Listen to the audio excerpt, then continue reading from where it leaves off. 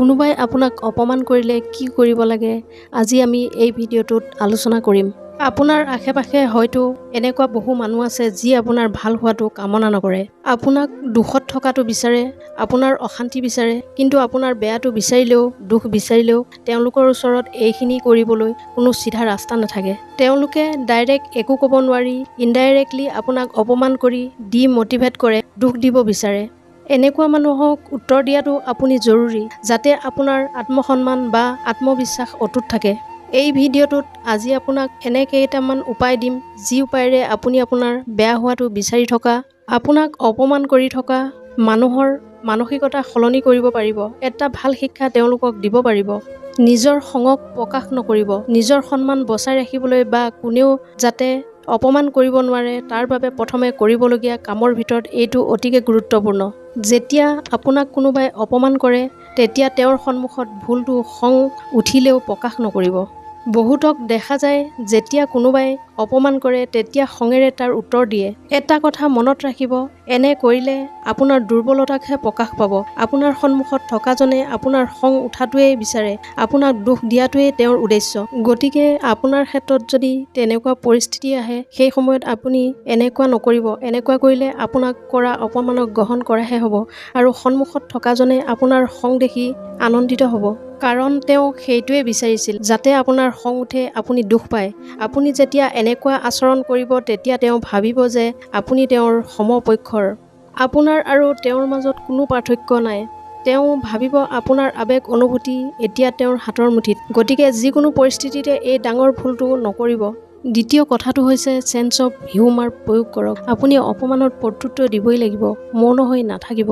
আপুনি হয়তো প্ৰায়ে দেখা পায়, হয়তো আপোনাৰ লগতো এনেকুৱা হৈছে যে কোনোবাই আপোনাক অপমান কৰিলে সেই সময়ত আপুনি একো উত্তৰ নিদি মৌন হৈ ঘৰলৈ আহিল। কিন্তু যদি আপুনি অনুভৱ কৰে যে যদি সেই সময়ত মই প্ৰত্যুত্তৰ দিলো হয়, যদি এনেকৈ কৰিলোহেঁতেন তেতিয়া হয়তো এনেকুৱা অপমানিত হ'বলগীয়া নহ'লহেঁতেন।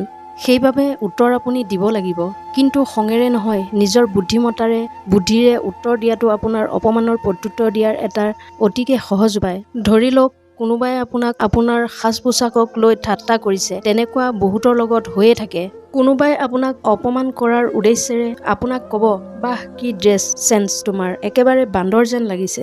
সেই সময়ত আপুনি খং কৰাৰ সলনি বুদ্ধিৰে এনেকৈ উত্তৰ দিয়ক, সঁচাকৈ মোৰ একদম ড্ৰেছ চেন্স নাই, তোমাৰ পৰা শিকিবলগীয়া আছে। সেইকাৰণে তুমি সোনকালে তোমাৰ ড্ৰেছ চেন্স ঠিক কৰা যাতে তোমাৰ পৰা মই শিকিব পাৰোঁ। এইটো মাত্ৰ উদাহৰণহে আপোনাক দিলোঁ। এইদৰে আপুনি পৰিৱেশ পৰিস্থিতি চাই বুদ্ধিৰে নিজৰ অপমানৰ ৰিপ্লাই দিব পাৰে। তৃতীয় কথাটো হৈছে যদি আপোনাৰ চেন্স অফ হিউমেন ভাল নহয় বা আপুনি বুদ্ধিৰে উত্তৰ দিব নাজানে তেতিয়া কি কৰিব? অপমান কৰা ব্যক্তিজনৰ বিষয়ে ভালকৈ নাজানে নাইবা চিনাকি নহয় তেতিয়া কি কৰিব? গতিকে যদি আপোনাৰ চেন্স অফ হিউমেন ভাল নহয়, আপোনাৰ বুদ্ধিমত্তা সঠিককৈ খটুৱাব নাজানে, তেতিয়া কোনোবাই কিবা ক'লে বা অপমান কৰিলে আপুনি মাত্ৰ এটা হাঁহি মাৰি তেওঁক থেংক ইউ বুলি ক'ব। এনেকুৱা কৰিলে সেই ব্যক্তিজনে ভাবিব যে আপোনাৰ জীৱনত তেওঁৰ কথাৰ কোনো মূল্য নাই। আপোনাৰ ওচৰত তেওঁৰ যে কোনো গুৰুত্ব নাই সেয়া তেওঁ উপলব্ধি কৰিব পাৰিব। এনেকৈ কোৱাৰ পিছত আপুনি লক্ষ্য কৰিব তেওঁ একদম চুপ হৈ যাব। দ্বিতীয়বাৰ আৰু তেওঁ আপোনাক অপমান কৰাৰ কথা ভাবিব নোৱাৰিব। যদি কোনোবা অচিনাকি মানুহে আপোনাক ইনচাল্ট কৰে তেতিয়া আপুনি তেওঁৰ কথা ইগনৰ কৰি বা গুৰুত্ব নিদি তাৰ পৰা আঁতৰি আহি নিজৰ কাম কৰি যাওক। এটা কথা আপুনি ভালকৈ জানে যে হাতী দেখিলে কুকুৰে ভুকেই। কুকুৰে যিমান ভুকিলেও হাতীয়ে পিছলৈ ঘূৰি নাচায়। গতিকে আপুনিও মানুহক এনেদৰেই ভাবি আগুৱাই যাওক। আপুনি যদি আমাৰ চেনেলত নতুনকৈ সংযুক্ত হৈছে তেন্তে আপোনাক আন্তৰিক স্বাগতম জনাইছোঁ। আশা কৰোঁ চেনেলটো আপুনি ছাবস্ক্ৰাইব কৰি বেল আইকনটো ক্লিক কৰি লওক।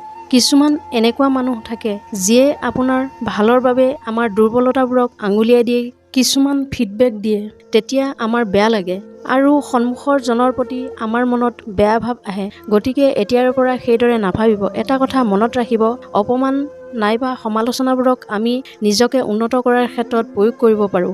নভবা নিচিন্তাকৈ খং কৰাৰ সলনি যদি আমি কোনোবাই কিবা কোৱাৰ সময়ত কিছুমান ভাবোঁ যে সঁচাই মোৰ মাজত এইসমূহ দুৰ্বলতা আছে নেকি? তেওঁ কোৱা কথাটো সঁচা নেকি? যদি সঁচাই তেওঁ কোৱাৰ দৰে মোৰ মাজত দুৰ্বলতা আছে, তেন্তে খং কৰাৰ সলনি সেইখিনি ইমপ্ৰুভ কৰাহে জৰুৰী। আমাৰ সন্মুখৰজনক ধন্যবাদ দিয়াটো জৰুৰী যে তেওঁ আমাক ইমপ্ৰুভ হোৱাত সহায় কৰিলে। এইটো এজন বুদ্ধিমান মানুহৰ এটা ভাল গুণ। সেইকাৰণে যদি কোনোবাই আপোনাৰ ভালৰ কাৰণে কিবা কয়, তেন্তে সেইটো ভাবি খং বা দুখ কৰাৰ সলনি তেওঁ কোনো পজিটিভ দিশটোলৈ আগুৱাই যাওক। গতিকে আজিৰ পৰা যদি কোনোবাই আপোনাক ইনচাল্ট কৰে, অপমান কৰে, তেন্তে আমি কোৱা এই কথাকেইটা আগত ৰাখি আপুনি তেওঁৰ লগত সেইদৰে ব্যৱহাৰ কৰি আগবাঢ়ি যাওক। এনেধৰণৰ মটিভেশ্যনেল ভিডিঅ' পাই থাকিবলৈ মোৰ চেনেলটো ছাবস্ক্ৰাইব কৰি ৰাখিবলৈ নাপাহৰিব। পুনৰ অন্য এটা ভিডিঅ'ৰ সৈতে লগ পোৱাৰ প্ৰতিশ্ৰুতিৰে আজিৰ এই খণ্ডটোৰ পৰা বিদায় লৈছোঁ। ধন্যবাদ।